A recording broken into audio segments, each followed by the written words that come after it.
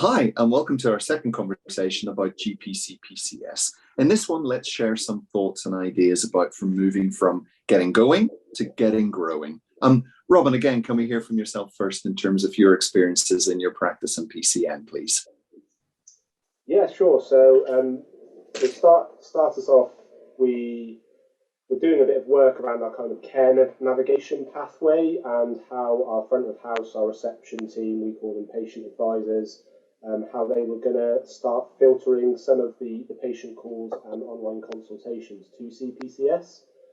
So this is a big shift in mindset from them and a big change of work because at the moment they have a call from a patient or they're dealing with an online consultation and that goes on the clinicians within our own practices or PCN's list, whereas now they're going to have to do a bit of a filter themselves and try and highlight patients that they could refer themselves to this pathway. So we did a bit of training around that. The LPC provided us with the virtual outcomes training package, which I thought was really good. I did it myself.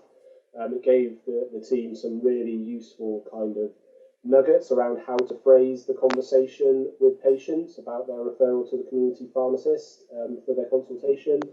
And I think what really helped us grow this was the whole team were on board with it. We all knew it was a good idea and we all wanted to really make it work. So all the way from patient advisors to the front of house management team to our operational leads to the GPs and the pharmacists and the paramedics, we all want patients who are appropriate to be managed elsewhere because that means, again, we can focus more time on the patients that really need it.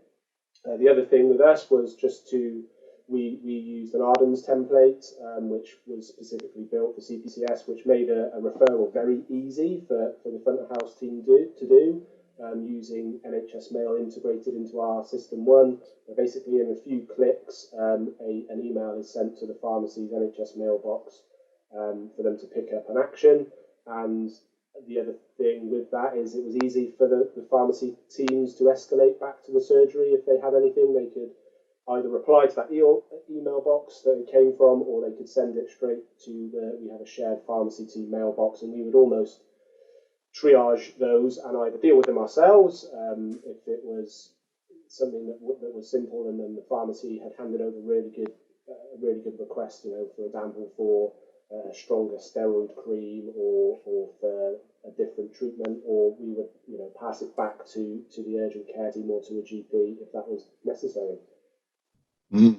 Really interesting. I mean, Nick, I imagine there's some stuff in there that you can relate to in the context of how you've got growing in pharmacy as well. Please share.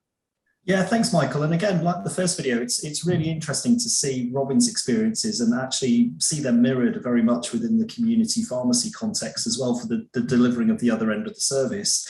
I mean, in the same way that Robin was upskilling and making aware the whole of his team, we took that approach with our entire pharmacy team. So it was really important for us in the community pharmacy to allow our GP partners to understand that we'd be able to give a consistency of service, and that would involve making sure people didn't get turned away if they presented, the full team being aware of what the service was and what it meant. We're lucky we run on a fairly regular pharmacy team, but any locums that we did have come in, pharmacist team locums, they were all briefed as to the processes that we had in place. And I think if you get the consistency of delivery and we show that we deliver with a clinical competence, which is helpful to our GP colleagues and whole GP practice team to see, that gives them the confidence to refer more.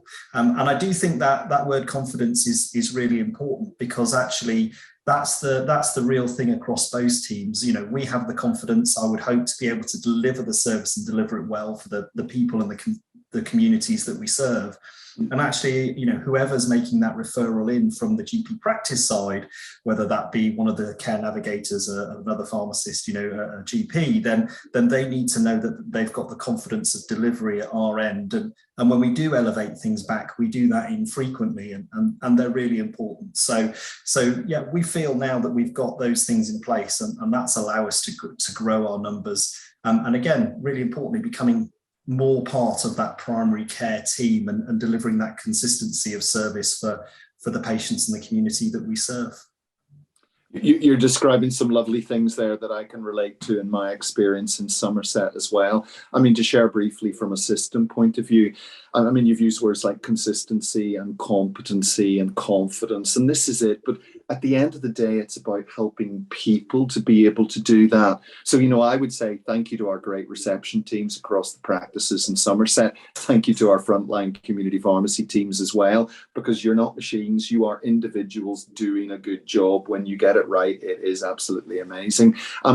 We in Somerset at a system level also made a heck of a use of data, and we in real time, because of the platforms we were using, could see people switching on quickly, and they did after we trained them.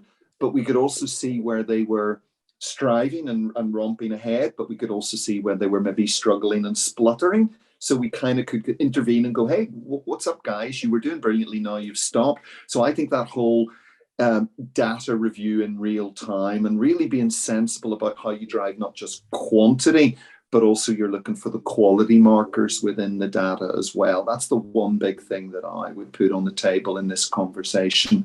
Okay, look, we wanted to keep these videos short, so let's kind of stop there, close as we did with the last one, and say, please come and join us in this conversation. If you want to connect with us, the contact details to do that are on the slide that will show at the end of the video. Again, Nick, again, Robin, thank you ever so much, and thank you to you folks for watching.